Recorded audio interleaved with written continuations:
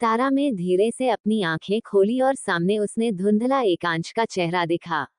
लेकिन वह फिर से नींद में चली गई और उसने अपनी आंखें बंद कर ली और करवट लेकर और दूसरी साइड लेट गई। वहीं एकांश ने जब देखा कि तारा फिर से गहरी नींद में सो चुकी है, तो वह बोला, मेरी डॉल सच में बहुत ही आलसी है। माई डॉल इज वेरी लेजी। कहते वक्त उसके चेहरे पर एक डेविल स्माइल और आंखों में एक जुनून था। वहीं एकांश ने जब तारा को दूसरी साइड करवट लेते हुए देखा तो वह तारा के चेहरे को घूरने लगता है। और तभी वह तारा को, जैसे ही एकांश ने तारा को अपने से दूर जाता हुआ देखा तो उसकी आंखें गहरी हो गई और उसके चेहरे पर गुस्सा आने लगा। वही एकांश तारा के चेहरे को घूरने लगता है। एकांश तारा को बुरी तरह घूर रहा था। उसका चेहरा भी गुस्से से लाल हो गया था। वही तारा उन सब से बेखबर दूसरी तरफ पलटकर सोई हुई थी। वही एकांश का गुस्सा बढ़ गया था और वह एक झटके से ही तारा के दोनों कंधों को पकड़कर अपनी तरफ पलट देता है। वही तारा को इसे ऐसे अचानक से ही नींद में झटका लगने से तारा एकदम से ही अपने आंखें खोलती है और उसके आंखें खुलती हैं, उसके सामने एकांश का गुस्से से भरा चेहरा नजर आता है, जिसे देखकर तारा एकदम से ही डर जाती है और उसकी आंखें पूरी तरह से खुल जाती है। तारा एक झटके से उठकर बेड पर बैठ जाती है।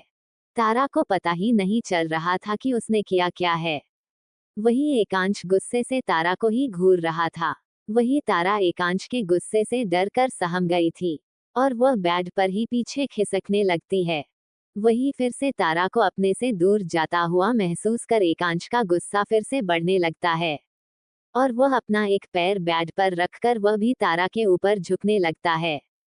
वही तारा पीछे खिसक रही थी और अचानक से ही एकांश को अपने ऊपर झुकता हुआ देखकर वह भी पीछे पीछे झुकने लगती है और अब तारा पीछे झुकते झुकते बेड पर आधी से ज्यादा लेट गई थी। वही एकांश उसके ऊपर झुका हुआ था और वह भी पूरी तरह से बेड पर आ चुका था। वही एक तरह से एकांश तारा के ऊपर अब आधा लेट ही चुका था। तारा पूरी तरह से बेड पर लेट चुकी थी। वही एकांश भी तारा के ऊपर लेटा हुआ था, लेकिन उसका पूरा वजन अपने हाथों पर और पैरों पर ही था। एकांश की बॉडी तारा की बॉडी से टच हो रही थी। वही तारा डरते डरते अपनी आंखें उठाकर एकांश को देखती है और एकांश का इतना गुस्से से खतरनाक ऑरा देखकर वह डर से सहम जाती है और उसकी आंखों में आंसू आने लगते हैं। वही एकांश तारा के चेहरे पर हाथ रखकर बोला, मुझसे दूर जाने की गलती कभी मत करना, सुना तुमने बेबी डॉल? तुम मुझसे दूर नहीं जा सकती डॉल। वही तारा अपनी नजरें डरते हुए ही एकांश की नजरों से मिलाती है, तो एकांश भी उसकी आंखों में देखते हुए ही बोला, मैंने तुमसे कितनी बार कहा है कि मुझसे दूर जाने की कोशिश मत किया करो, तुम्हारी हर कोशिश मेरे सामने बेकार ही होती है डॉल। वही तारा एकांश की बात समझने की कोशिश कर रही थी। उसे तो समझ में ही नहीं आ रहा था कि उसने गलती क्या की है। उसकी गलती कहाँ पर है। एकांश की बात सुनकर तारा डरते डरते हुए ही बोली, लेकिन मैंने किया क्या है?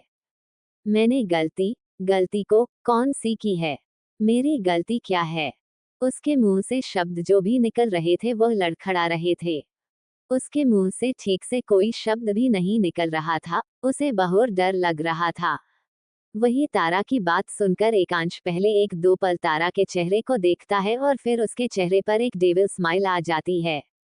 एकांश तारा के चेहरे को डरा हुआ देखकर एक डेविल स्माइल करते हुए ही बोला, ओह, तो तुमने गलती भी की और तुम्हें वो गलती भी पता नहीं है कि तुमने गलती क्या की है।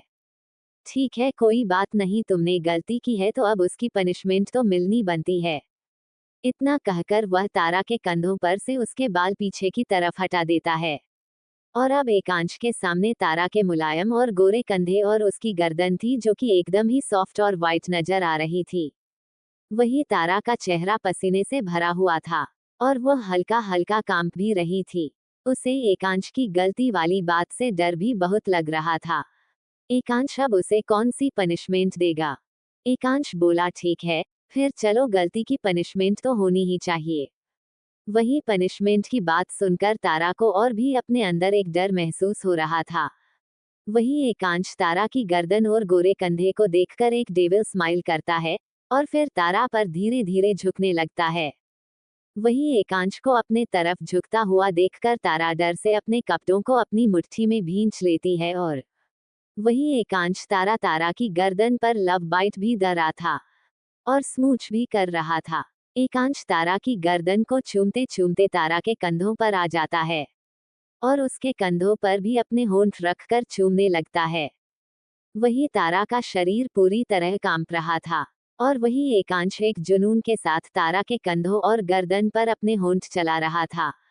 तारा बेचारी तो कुछ बोल भी नहीं सकती थी और कुछ कर भी नहीं सकती थी। वही एकांश तारा की गर्दन को चूम रहा था और वही एक दो पल बाद ही तारा की एक चीज निकल जाती है और तारा अपनी आंखें कस के भींच लेती है। तारा की चिख इसलिए निकल गई थी क्योंकि एकांश ने में तारा की गर्दन पर काट लिया था और एकांश ने इतनी जोर से वहां पर काटा था कि तारा के गर्दन पर एकांश के दांतों के निशान भी छप चुके थे। वही एकांश तारा की गर्दन में से अपना सर बाहर निकलता है और तारा के चेहरे के नजदीक अपना चेहरा ले जाकर तारा के चेहरे को देखने लगता है। वही तारा फिर से डरते डरते अपनी आंखें खोलती है और उसे अपनी गर्दन पर एक हल्का सा दर्द महसूस हो रहा था। तारा अपनी गर्दन पर अपने हाथ ले जाती है और जहां पर एक एकांश ने काटा था वहां पर रखती है तो उसकी एक हल्की सी आह निकल जाती है। वही एकांश तारा की आह सुनकर उसकी नजरें तारा की गर्दन पर जाती है और वह तारा की गर्दन से तारा का हाथ हटाकर वहां पर देखता है तो वहां पर एकांश के दांतों के निशान थे, जिसे देखकर एकांश के चेहरे पर एक डेविल स्माइल आ जाती है और तभी एकांश की नजरें उसके नीचे बहुत सारे लाल लाल निशान बन गए थे उस पर चली जाती है, जिसे देखकर वो तारा की गर्दन पर अपने उंगलियों फिराने लगता है। वहां पर बहुत सारे लव बाइट दिए हुए थे जो कि एकांश ने ही दिए थे। एकांश उस लव बाइट को देखते हुए एक जुनून भरी आवाज में बोला, आई लाइक लव बाइट्स। इस वक्त उसकी आंखों में एक जुनून एक सनक साफ दिखाई दे रही थी। वही तारा एकांश के हाथ को अपनी गर्दन से हटाना चाहती थी, लेकिन वैसा वो कर नहीं सकती थी। उसे पता था कि उसकी एक भी हाँ या फिर ना से एकांश को गुस्सा आ सकता है, इसलिए तारा अपनी आंखों में आंसू लेकर ऐसे ही चुप रहती है और उसकी आंखों के कोने से आंसू बहन निकलते हैं। तभी फिर एकांश बेरहमी से तारा की आंखों में जो आंसू थे उसे साफ करने लगता है। वही तारा कस के अपनी आंखें बंद कर लेती है क्योंकि तारा को अपने चेहरे पर दर्द हो रहा था और एकांश बेरहमी से उसकी आंखों से आंसू साफ कर रहा था। वही तारा को जब बहुत दर्द होता है तो वह अपना हाथ उठाकर एकांश का हाथ पकड़ लेती है।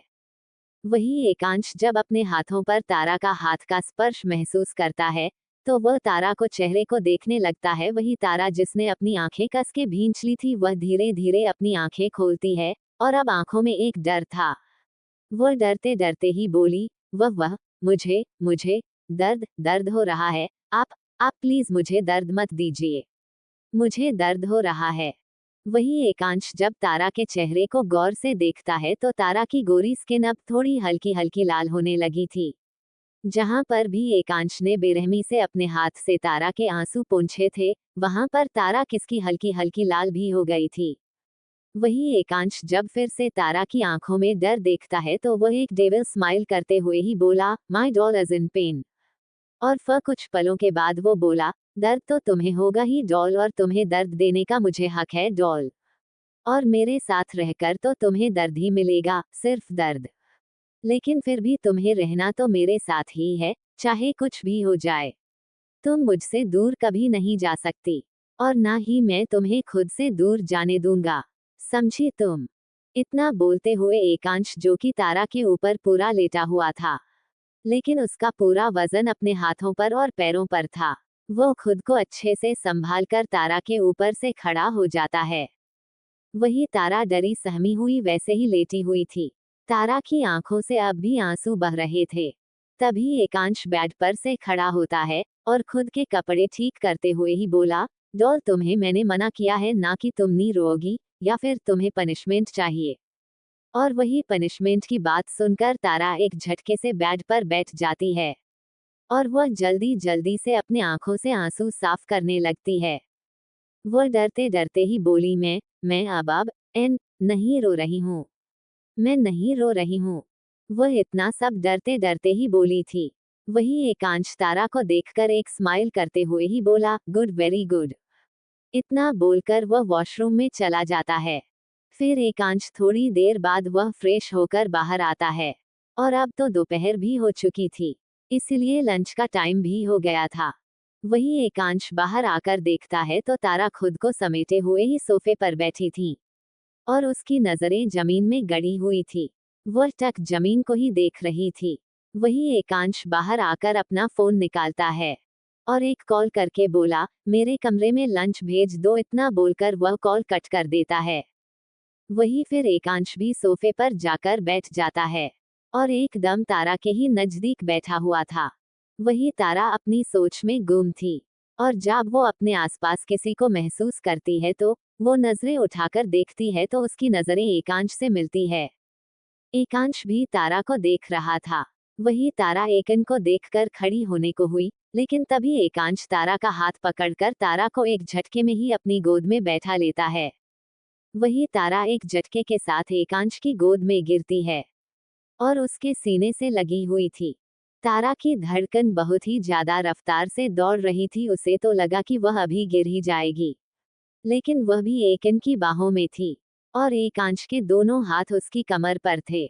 वही एकांश तारा को अपने से हल्का सा दूर करता है और तारा का चेहरा अपने सामने करते हुए ही बोला, तुम्हें भूख लगी होगी अब बेबी डॉल। वही एकांश की बात सुनकर तारा के मुंह से तो कोई शब्द ही नहीं निकल रहे थे, लेकिन तभी तारों को कुछ याद आता है और तारा डरते हुए ही अपनी नजरें नीचे झुकाते हुए ही बोली, वह आप तो आज बहुत लेट आने वाले थे ना रात को, फिर इतनी जल्दी क्यों आ गए। वही तारा की बात सुनकर एकांश तारा के चेहरे पर अपना एक हाथ रखते हुए तारा का चेहरा ऊपर करके उसकी आंखों में देखते हुए ही बोला, क्यों तुम्हें मेरा जल्दी घर आना पसंद नहीं आया क्या? क्यों तुम्हें अच्छा नहीं लग रहा कि मैं इतनी जल्दी यहाँ पर आ गया हूँ? तुम्हें मुझसे प्रॉब्लम हो रही है, बताओ ना बेबी डॉल। तुम्हें अच्छा नहीं लग रहा है क्या? अब एकांश की आवाज में एक सनक आ गई थी। उसे बस तारा से जवाब चाहिए था और वह बार बार पूछ रहा था, बताओ ना बेबी डॉल, तुम्हें मेरा घर आना पसंद नहीं आया क्यों? और एकांश पकड़ भी अब धीरे धीरे तारा के चेहरे पर कस रही थी और उसका एक हाथ जो तारा की कमर पर था उस पर भी वो पकड़ मजबूत कर रहा था। वही एकांश की पकड़ मजबूत होने की वजह से तारा हल्का हल्का दर्द महसूस हो रहा था। वही तारा की आंखों में अब नमी आ चुकी थी और कभी भी उसकी आंखों में आंसू आ सकते थे। वही तारा डरते डरते ही हिम्मत करके बोली, नहीं नहीं नहीं, मेरा कहने का वह मतलब नहीं था। वह आप आज जल्दी आए तो इसलिए मैंने पूछा। आपने ही कहा था कि आप लेट आने वाले हो, इसलिए। वही तारा का जवाब सुनकर एकांश के मन को थोड़ी ठंडक मिलती है। इसलिए एकांश तारा को अपने सीने से लगाते हुए बोला, फिर ठीक है doll. I am impressed with your answer. वही तारा एकांश के गले लगी हुई थी और एकांश तारा को अपनी बाहों में और भी कस के पकेड़ते हुए ही बोला, तुम्हें पता है डॉल, अगर तुम ऐसा कहती कि तुम्हें मेरा घर आना पसंद नहीं आया तो मैं तुम्हारे साथ क्या करता, ये तुम सोच भी नहीं सकती थी। तुम्हारे मुंह से मेरे लिए वही निकालना चाहिए जो मुझे हमेशा पसंद आए, या फिर जो मैं कहूँ वही तुम्हारे शब्द होने चाहिए। वह ही यह सब कहते वक्त एकांश की आंखों में और उसकी बातों में एक सनक, एक जिद साफ दिखाई दे रही थी। वही एकांश की पकड़ मजबूत हो रही थी, लेकिन तारा कुछ भी ना बोलते हुए एकांश के कंधों पर अपना सिर रखकर एकांश की गर्दन में अपना चेहरा छुपा लेती है। अब तारा के पास कोई रास्ता ही नहीं था कि वह कहाँ पर जाए, क्या कहे, क्या बोले। उसे तो बस अब ऐसा लग रहा था कि यह चार दीवारी में ही उसे जीना मरना है। वही एकांश ने जब महसूस किया कि तारा का चेहरा उसकी गर्दन में है, तो एकांश अपनी पकड़ हल्के से तारा पर ढीली कर देता है और एकांश तारा के बालों को सहलाने लगता है। एकांश के चेहरे पर एक डेविल स्माइल थी। उसे पता नहीं तारा के इस रिएक्शन से उसे एक अपने अंदर शांति मिल रही थी। उसे ऐसा लग रहा था कि तारा अभी उसके पास है और वह कभी उससे दूर नहीं जाएगी। तारा अभी भी एकांश की बाहों में ही थी कि तभी उसे कमरे का दरवाजा नोक होता है और इस आवाज से तारा खुद को एकांश की बाहों से अलग करने की कोशिश करती है। तभी एकांश तारा को खुद से दूर होते हुए देख बोला, डॉल, ये क्या कर रही हो तुम? मैंने तुम्हें इजाजत नहीं दी कि तुम मुझसे दूर जाओ। वही एकांश की डरावनी आवाज सुनकर तारा एकदम से ही अपनी जगह पर स्टैचू की तरह बैठ जाती है। वही एकांश तारा को ऐसे देखकर बोला, वेरी गुड डॉल। इतना बोलकर एकांश तारा को गोद में उठाकर सोफे पर अच्छे से बैठाकर फिर वो खुद खड़ा होकर दरवाजे की तरफ जाता है। एकांश के दरवाजे के पास आकर ही दरवाजा खुल जाता है। तो एकांश सामने देखता है तो वहां पर रामू काका खड़े थे। उसके हाथों में एक बड़ी सी प्लेट थी जिसमें बहुत सारा खाना रखा हुआ था। एकांश उस प्लेट को लेकर फिर से दरवाजा अंदर से बंद कर देता है और सोफे की तरफ बढ़ जाता है। एकांश वह प्लेट लाकर सोफे के पास टेबल था उस पर रखता है। एकांश फिर से सोफे पर बैठ जाता है और तारा से बोला, चलो डॉल लॉन्च करते हैं। इतना बोलते हुए एकांश फिर से तारा को अपनी गोद में बैठा लेता है। वही इस बार तारा कुछ नहीं बोलती है और वह अपना सर झुका लेती है। तभी एकांश तारा के बालों को स्मेल करते हुए ही बोला, डॉल चलो आज तुम मुझे खाना खिलाओ अपने हाथों से। वही एकांश की बात सुनकर तारा चौंक कर एकांश को देखते हुए की बोली, मैं कैसे मैं कैसे आपको आपको खाना खिलाऊं। वही एकांश तारा के बालों से अपना चेहरा निकालकर तारा को देखते हुए ही बोला, तुम अपने नाजुक हाथों से मुझे खाना खिलाओ। चलो जल्दी करो। इतना बोलकर एकांश प्लेट तारा के पास सरका देता है। वही तारा प्ले को देखती है और फिर उसमें रखा हुआ खाने को। तारा को पता था कि एकांश की बात ना मानने से एकांश उसकी क्या हालत कर सकता है। इसलिए तारा उसे प्लेट में से एक निवाला तोड़कर एकांश के चेहरे की तरफ बढ़ा देती है। तारा के हाथ कांप रहे थे लेकिन फिर भी वह एकांश को खाना खिलाने लगती है। तभी एकांत अपना मुंह खोलते हुए उस निवाले के साथ साथ तारा की उंगलियों को भी हल्के से काट लेता है। वही तारा अपनी उंगलियां पीछे खींचते हुए ही बोली, आज, और वह हैरानी से एकांश के चेहरे को देखने लगती है। तभी एकांश बोला, मैं तो ऐसे ही खाने वाला हूँ। चलो जल्दी करो। इतना बोलते हुए एकांश फिर से अपना मुंह खोल देता है। वही तारा बेचारी क्या ही कर सकती थी। वह फिर से प्लेट में निवाला बनाकर एकांश खिलाने लगती है और वह ऐसे ही करते करते एकांश को खाना खिलाती है। वही एकांश भी उस बीच बीच में अपने हाथों से तारा को खाना खिला रहा था और वह दोनों ऐसे ही लंच खत्म करते हैं। उन दोनों का लंच खत्म होते ही एकांश अपना वॉशरूम में जाकर हाथ को साफ करता है और फिर वह तारा से बोला, तुम बेड पर मेरा वेट करो, अभी मैं एक कॉल करके आया। इतना बोलकर एकांश फोन लेकर बालकनी की तरह बढ़ जाता है। बालकनी का डोर एकांश खोलता है और वह डोर हमेशा ही लॉक रहता था। वह डोर खोल के बालकनी में फोन पर बात करने में चला जाता है और वह कॉल पर किसी से बात करने लगता है। एकांश का कॉल लगभग आधे घंटे से थोड़ा ज्यादा ही चला था। उसे को कॉल पर बात करते करते 1 घंटा होने को था लेकिन उसे पता ही नहीं चला कि इतना टाइम हो गया है। साथ में सिगरेट के कश भी ले रहा था। जब वह कॉल पर बात करते करते पीछे मुड़कर कमरे की तरफ देखता है तो उसकी नजर तारा पर जाती है जो कि अब बेड पर आधी लेटे लेटे ही सो चुकी थी। तारा बेड पर बैठी हुई थी और ऐसे ही उसे नींद आ गई थी। तभी एकांश कॉल पर बात करते हुए ही बोला, आई कॉल यू लेटर। इतना बोलकर वह फोन कॉल कट कर देता है और सिगरेट वहां पर ही एस्ट्रीम में बुझाकर कमरे के अंदर आ जाता है। एकांश कमरे में आकर तारा को देखता है और फिर तारा के चेहरे से बालों को हटाकर तारा को अपने गोद में हल्के से उठाकर उसे अच्छे से बेड पर लेट देता है। फिर उसे एक कंबल से कवर करके कुछ देर तारा के चेहरे को निहारता है और फिर वह कमरे से बाहर चला जाता है। इस बीच एकांश बालकनी का डोर लॉक करना भूल गया था और शायद ये एकांश की गलती होने वाली थी और तारा के लिए भी।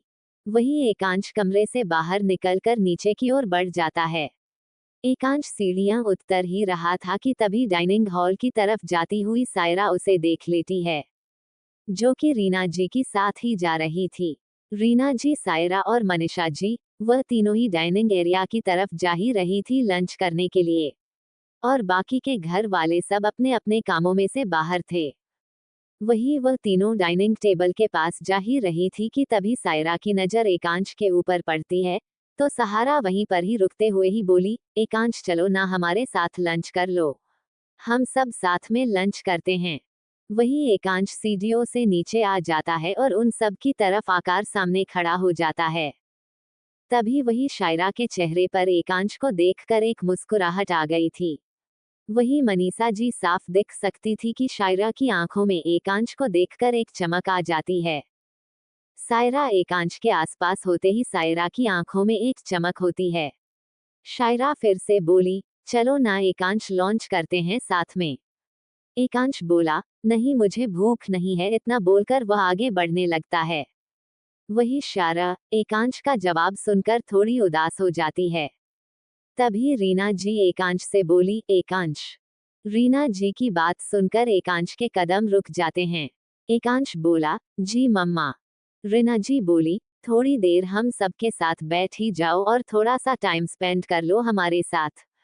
एकांश रीना जी की बात को मना नहीं कर सकता था, इसलिए वह बिना मन के भी बोला, हाँ मम्मा। इतना बोलकर एकांश भी डाइनिंग टेबल के पास जाकर एक चेयर पर बैठ जाता है।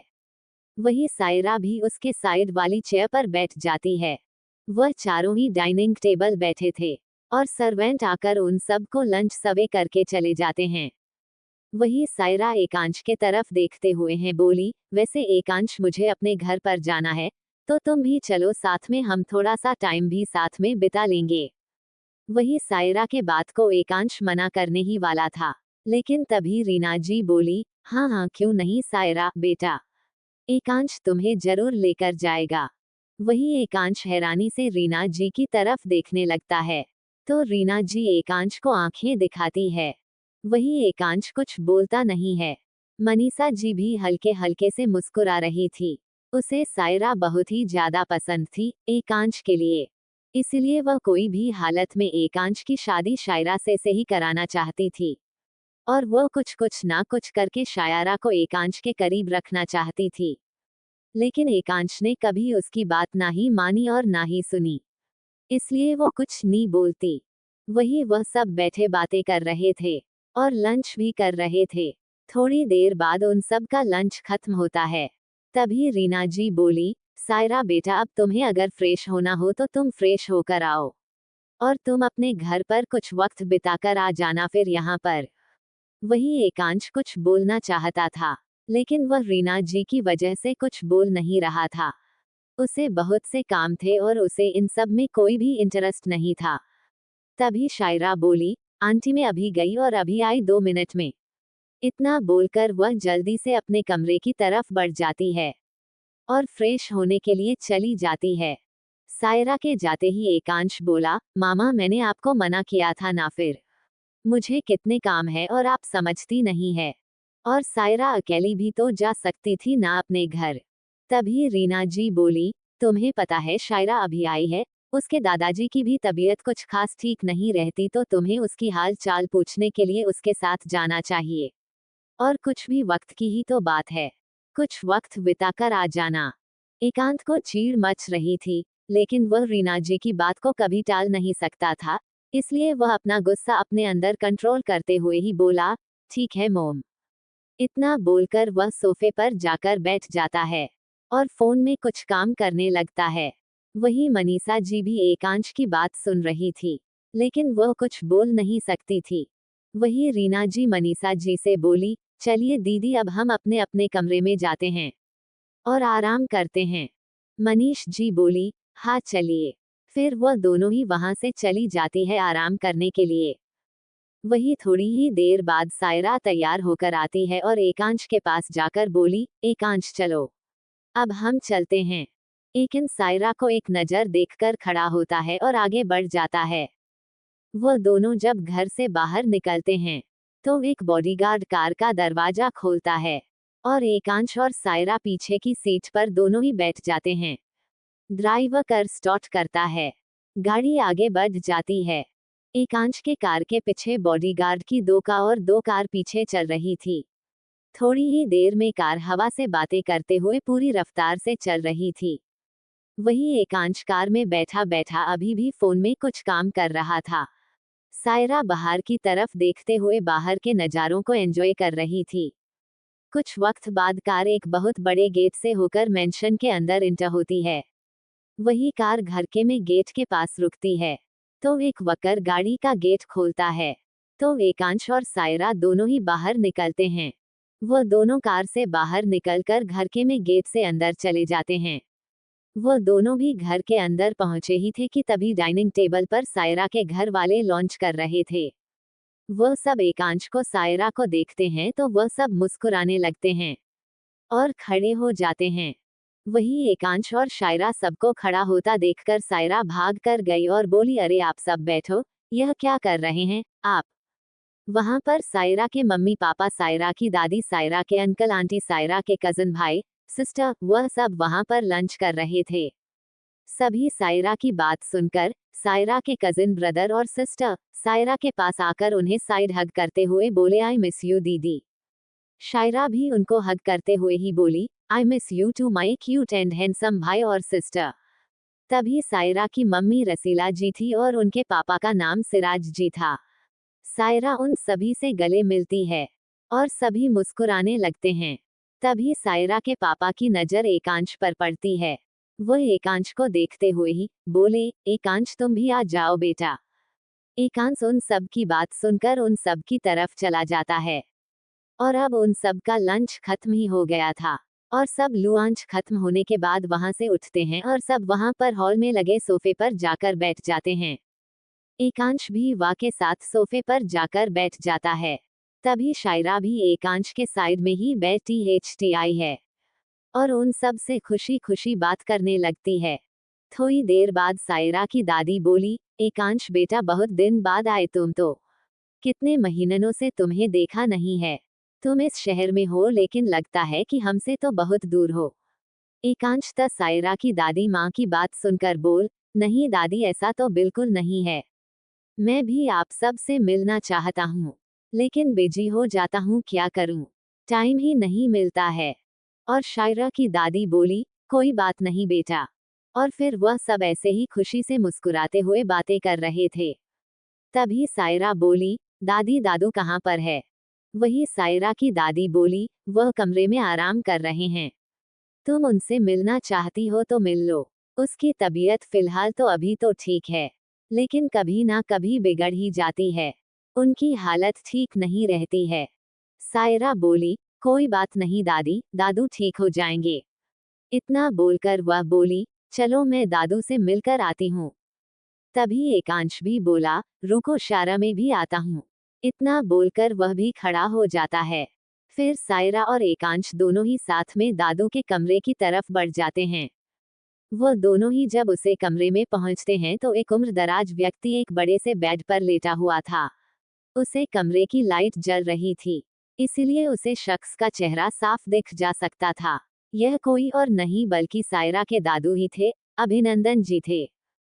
शेरा अपने दादू को देखकर थोड़ी सी इमोशनल हो जाती है और वह धीरे धीरे बेड के पास चलकर आती है और बोली, दादू।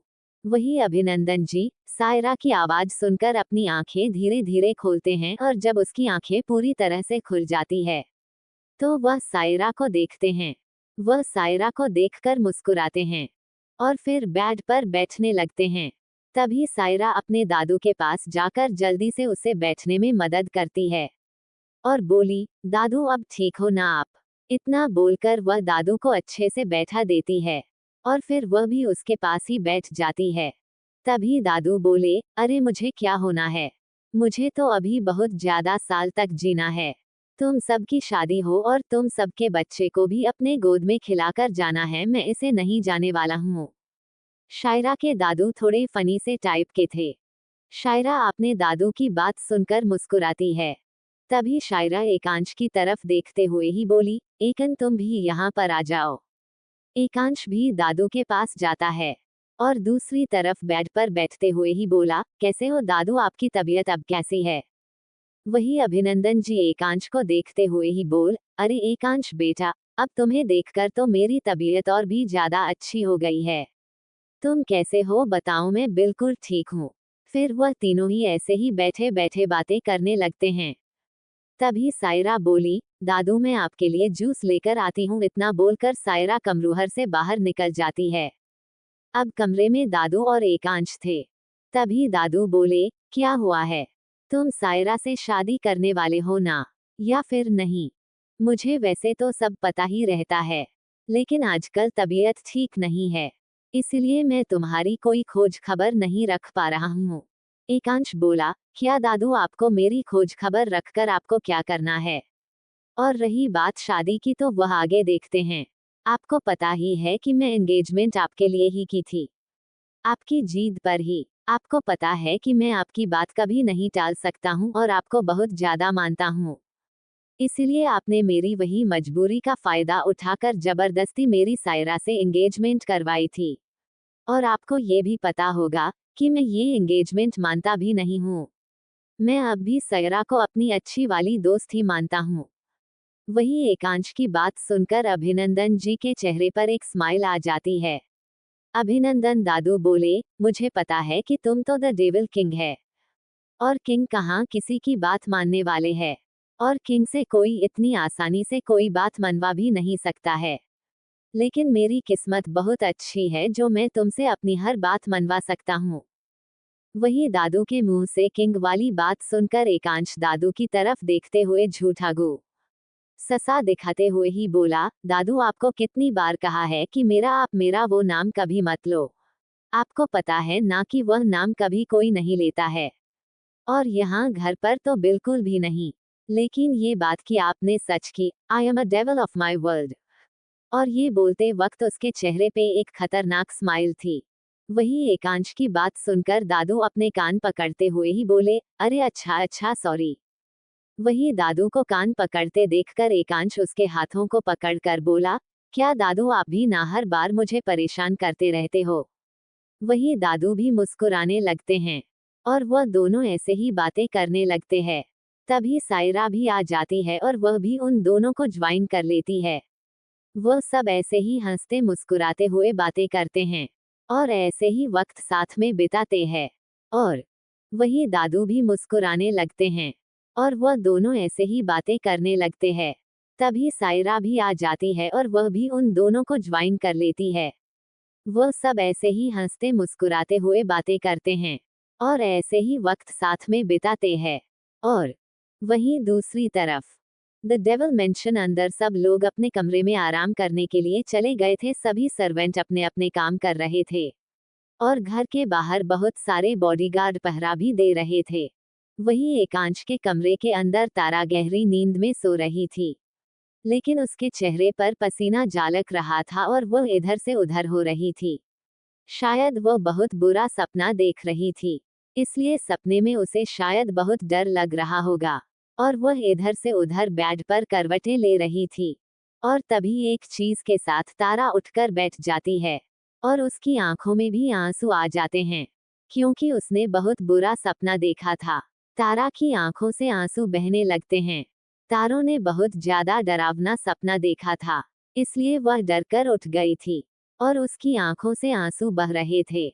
वह जब अपनी आंखें पूरी तरह से खोलती है और कमरे में नजर दौड़ आती है तो कमरा पूरी तरह खाली था और कमरे में कोई भी नहीं था।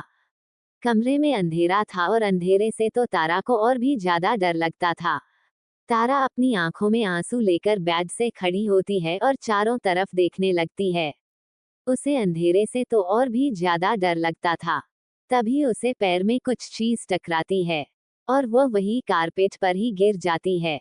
उसे चोट तो नहीं लगी थी, लेकिन उसके पैर में एक टॉवल पड़ा हुआ था, जो कि सोफे से शायद नीचे गिर गया होगा, और वह तारा के पैर में आते ही तारा डर गई और वह गिर भी गई। और तारा जब उठी थी तब हल्की शाम भी हो गई थी।